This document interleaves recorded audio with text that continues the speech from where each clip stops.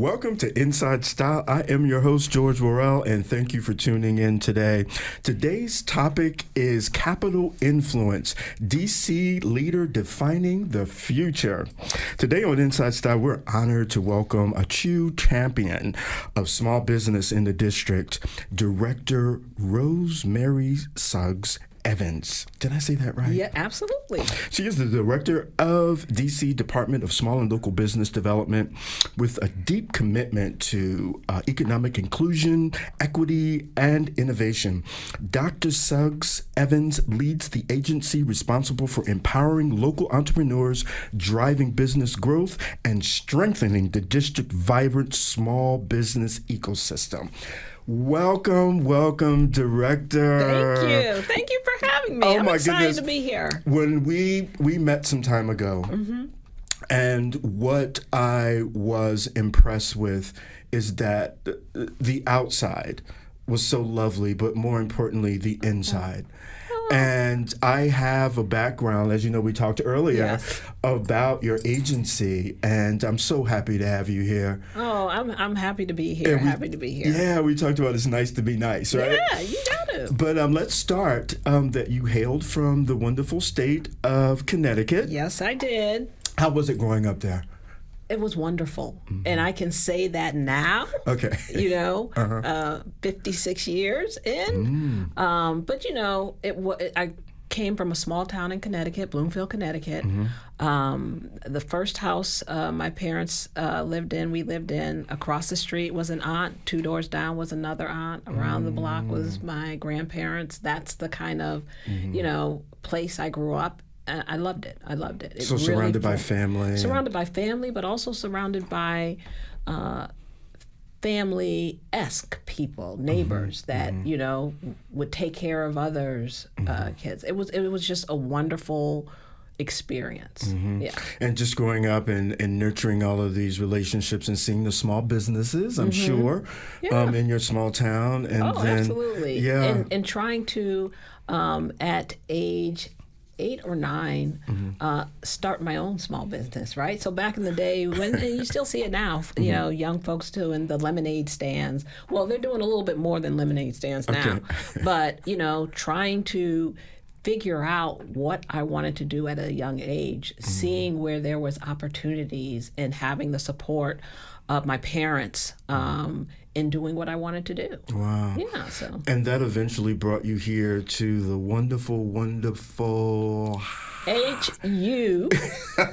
Absolutely. Yes. There was never any doubt. Yeah. Coming here to DC. Now, coming from a small town and then, coming here to the district, it was a little bit of a shock for me. Okay. In what way? I just didn't know what to expect. And again, when you think about a big city, and that's what I saw DC as, it was a little scary. You're coming from a place that next door is your aunt and your cousins, and you have family so close by, to come to a place where it's just kind of you and your brother, because my brother came here to Howard a year before me. Okay. I didn't know how I would handle it. Okay. So much so that my mother decided to stay the week with me because I was so... She wanted to make sure that you got what you needed. Got what I needed. And I got here, and day 2, I was good. You were good. And she was a little upset because I could have been back at home. I'm staying here for you. And I just gelled with the folks. What opened up for you? It was okay.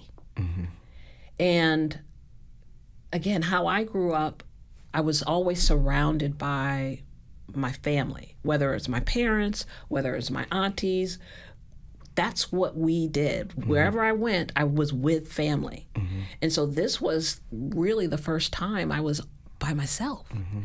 And once I got here and I met folks, and Howard is, especially for freshmen, is very nurturing and very caring and making sure folks are okay. I realized I was okay and I could do it. Did you feel empowered? Like, okay. Oh. I know when I first came to Washington, it was like, say it loud. Yeah. It was Washington at that point, still is, but back in that Marion Barry kind of, Jesse Jackson kind of Renaissance modern time, you just felt empowered. How did that kind of focus you on what you wanted to do, junior year, senior year, and ultimately after? Well, I will say this. I came to Howard knowing what I wanted to do. Okay. Knowing what I wanted to major in. Now, what I thought I wanted and I eventually ended up doing, what I thought it was going to be, it didn't end up being, right? So I knew I came to Howard, my major was finance. I thought I wanted to graduate, go to New York, work on Wall Street, work with Goldman Sachs, do that sort of thing. That, didn't end up working. Okay. I ended up going back home after graduating with my finance degree, working for an investment fund for the state, a small fund. And then I said, you know what? It was a great job, but I wanted to be back in D.C. D.C. was pulling me back. Came back to D.C. I did corporate bond research for a small minority-owned investment banking firm. And I was like, and you may be able to get this from me now, I didn't want to sit and look at computers and look at financial statements and doing that analysis. Did you find anything that was challenging? Anything that you felt like you had to do a little more than maybe some people that were there already or coming that were... Did you find it a little challenging, or did you just kind of segue? Yeah, I really did a segue. It wasn't as I look back on my professional career, I've always been surrounded by people that have been supportive. So I worked for a small Black-owned investment banking firm, and they were supportive of each and every one of us. I was the youngest one there at the time. There was another person just a couple of years older than me, but the leadership was supportive of both of us. But what I realized was what I thought I wanted, right, to, again, I wasn't on Wall Street, but doing the same work wasn't fulfilling. But everything happens the way it's supposed to. My manager said, let's move you over into marketing. And it was phenomenal. And that's what I wanted, just like how we're talking here. But the fact that I understood the investment side and understanding financial statements and can speak technically benefited me when I was going out trying to get clients. So everything happens the way it is. Yeah, absolutely. Oh my goodness. So tell us about your stint at the White House. Oh my goodness. I never would have thought that I would have had that opportunity. It actually came about, and I'll take you just a little bit back. I worked on the Clinton-Gore 96 campaign, doing budget for the 20 constituency outreach groups. And I just got that opportunity. Things just fell into place, and I never thought I would work on a federal campaign, a national campaign. And after that, I worked on the inaugural, doing budget for the inaugural balls. And after that, George, I said, I do not want to do budget anymore. I am not. But did that open a door for you? Because it did. See, you can't decide. The plan is already made, right? And so that's when the opportunity came from the White House Office of Management and Budget, and I got an offer, even though I said I didn't want to do budget anymore. And I went, and I was a special assistant there. So it was wonderful. I worked in supporting and doing executive orders to increase opportunities for minorities and women-owned businesses and government contracting. So wow. Yeah. And so all of the things that were for the background for your journey enabled you to do what you do and what what the next thing was. Yes. And even after I left there, I went to work for a nonprofit. So I've worked in the private sector, I've worked in local government, federal government, but every position had to do with advocacy and supporting. And that's who I realize who I am at heart, right? An advocate. And so whether I'm advocating, for families and children when I worked at a nonprofit, or I'm advocating for small businesses, that's what I do. Wow. And let's get into that a little bit. I have a history, not only am I a member of DSLBD, but I'd been on the board years ago. And as a small business owner, there's something about entrepreneurship. Most entrepreneurs that you talk to, they can't, it's almost like acting.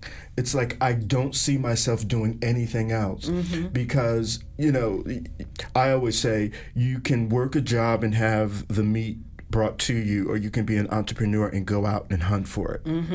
Absolutely. And I want to hunt. Yeah. And it's not for everybody, but what is it that led you there? And we'll get into a little bit about what you're doing, what keeps you there, and how our listeners can see, if they're thinking about entrepreneurship or taking your journey. Yeah.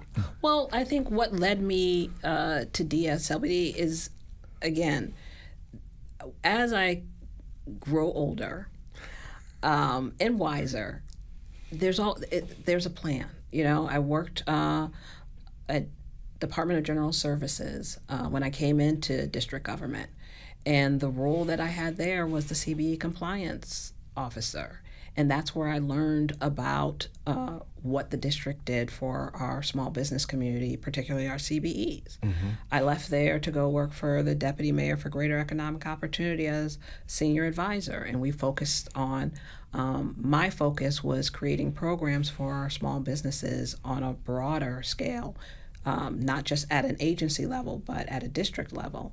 And then after I left there, I moved over to DSLBD to be the chief of staff. And that is where, I say this story is the first time as a woman, not that I didn't have confidence in myself, but it's the first time I asked for the position I wanted and that I felt I could do.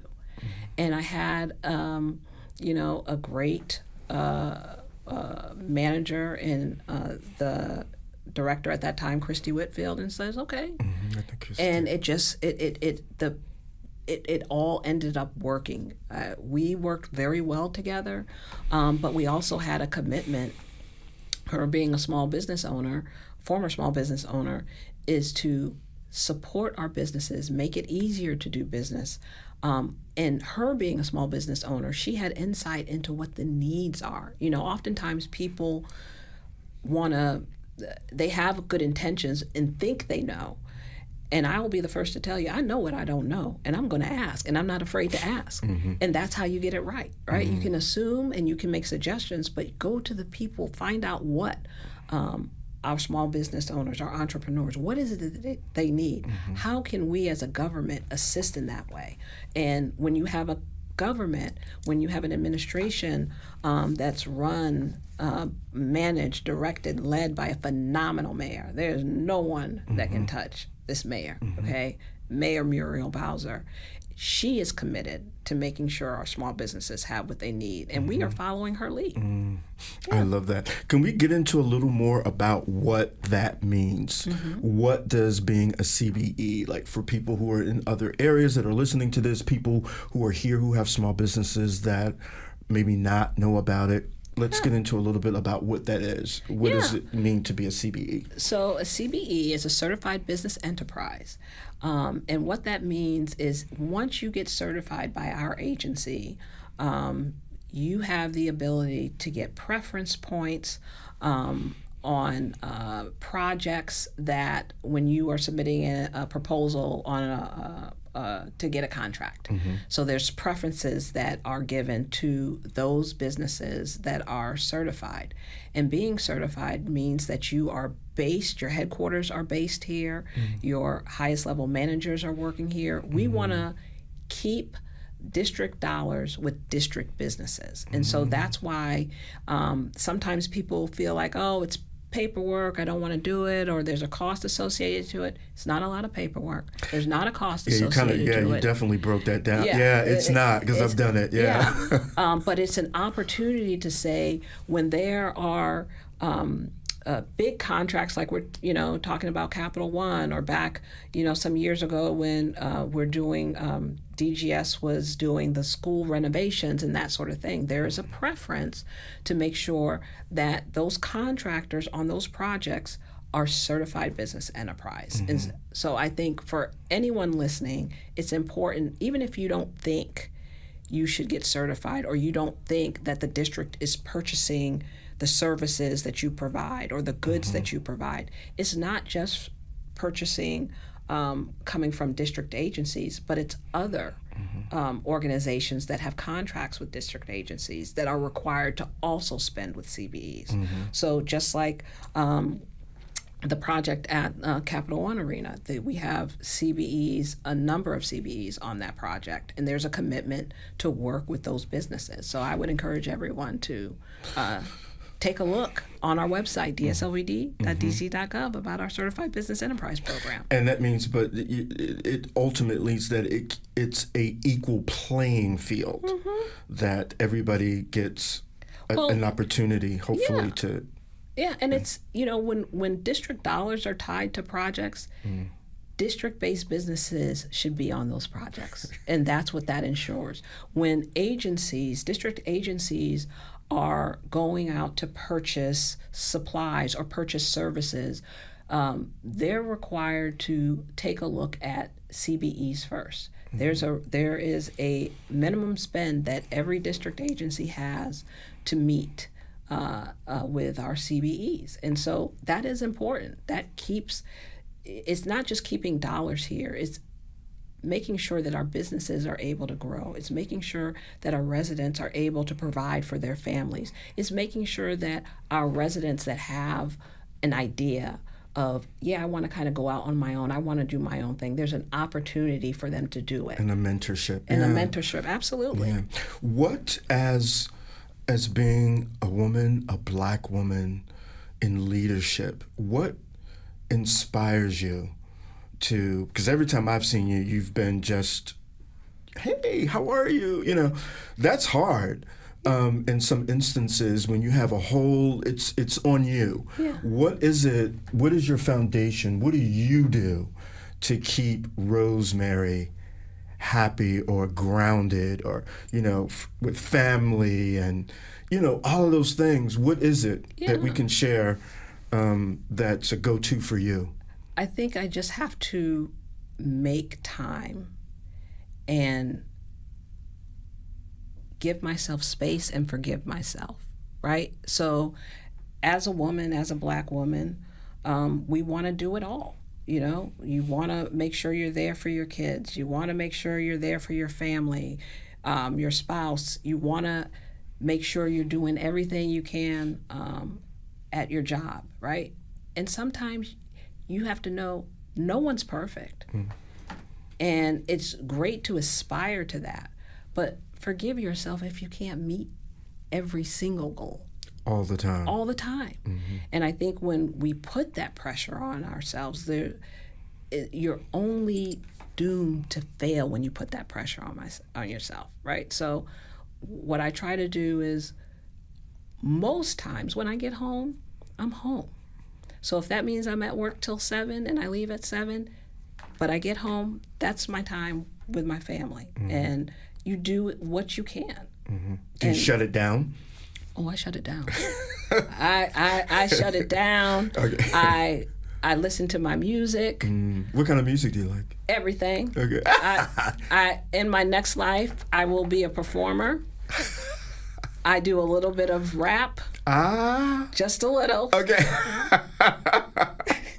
But I love to dance. I love it all. I love it all. But you have to say, okay, this is how I'm going to do it. And that's what I would do. And I can tell you a quick story. Sure, please. What really kind of I honed in on, when you're home, you got to be home. I came home, brought my computer home. I was upstairs in my room with my daughter. My daughter is a wonderful, wonderful young woman. She has special needs, nonverbal. And I say, don't let that fool you, because she knows everything that's going on, and she'll let you know what she wants and what she doesn't want. I was home, typing on the computer, doing work, and she kind of hit the computer. And I was like, no, Trinity, stop. Don't do that. Mommy's got to get this done. The next hit, the computer went off. She hit it so hard, shut it down, everything. I said, oh, my Lord. But then I took a second. I said, you know what? I've been at work all day. This is our time. And she's letting me know this is our time. And so that's what I do. When I go home, I'm home. Yeah. Do you travel? Not much. I'd like to more. I do kind of local little things.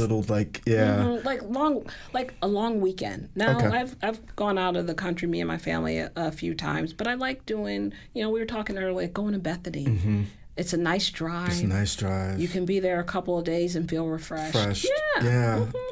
What do you feel about personal style? Because when I always see you, you're coiffed and very well groomed.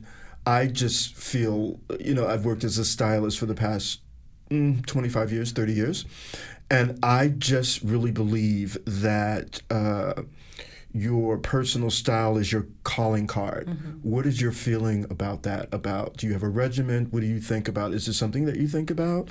I feel like I have a lot of work to do with that. So you have made me feel really good today. I have, growing up, I never really cared about that. I'm jeans, sneakers kind of person.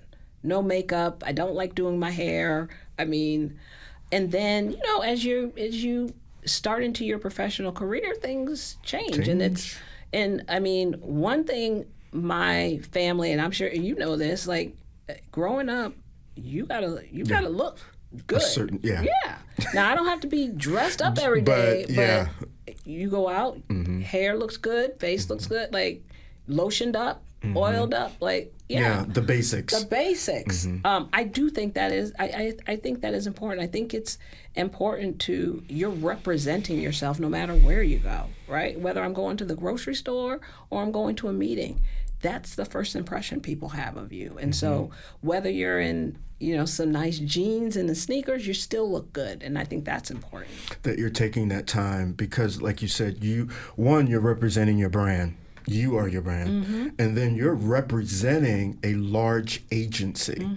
And people are very quick, wrong or right, to see what's wrong. Oh, yeah. And you want to be approachable. We talk about the inner, which you have mastered. The inner, which means everything is fine when I'm talking to you. Yeah. And I'm giving you that advice and I'm telling you about your business. And so with what you do, what are some of the goals and incentives that you're excited about with your agency? Well, I think every year there's so many things. I want to do things in a very broad sense: bigger, better, quicker, faster. Whether it's us, getting programs out to businesses, getting information out to businesses, getting grant awards out to business. I want to do everything quicker, faster. How did we do?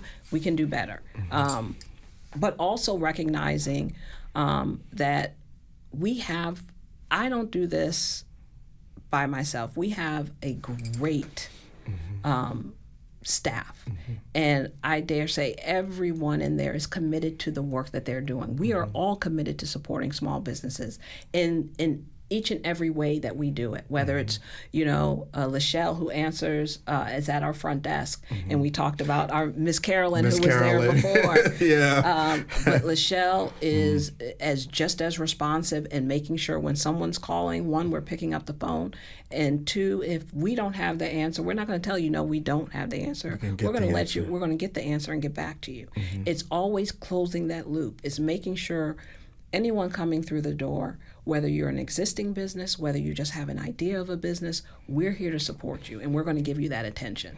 And everyone knows that's how we work. And would you consider yourself a visionary? I don't know. That's an interesting. I have a vision. For me, looking at it, right? For me, talking to you and looking, I'm thinking yes, because you have to have a thought process about when we're coming to you as a small business. Yeah. We're dreamers. We have to have somebody at the helm who dreams as well to understand us. And see, I look at it, so I'm going to take that. Thank you. But I also look at it as though, okay, that's your dream, so I'm here. We're gonna make this happen.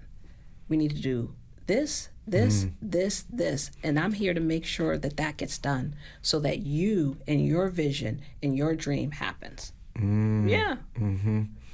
That's how I look at it. Like, at the end of the day, how many businesses, how many areas, and that's what we talked about earlier, we're probably singular in an area. I lived in New York, I lived in Philadelphia, I lived in many states. I don't know of a place, an agency that's government run, that you can go and say, hey, I have an idea, or hey, I'm in the middle, hey, I need financing, hey, I get emails all the time about all the incentives that your agency gives for people with small businesses. We support our CBEs, which are folks that are doing all types of professional service, whether you're in construction, whether you're in IT, but we also work with our small retail business owners, right? You brick and mortar. In the commercial corridors, we're supporting that. Also, our Made in DC folks, our creatives. Like, what I want it now. Yes, I want the creatives. So we look. We have a commitment to support small business owners, entrepreneurs, whatever phase that you're in. If you want to come and see us at MLK Library on Wednesdays and say, I just have an idea and I need help, we're going to be there for you. That's our responsibility. And there is a team, my team, that's excited about that. We're excited about what your dream is, and we're excited about walking with you alongside that path to make sure we get you where you need to go. And sometimes during COVID, there were times the business owner said, you know what, I just can't do it.